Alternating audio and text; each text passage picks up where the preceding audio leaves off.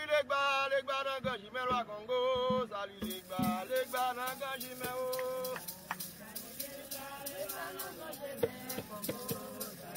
Et les gars mandent Jimelo.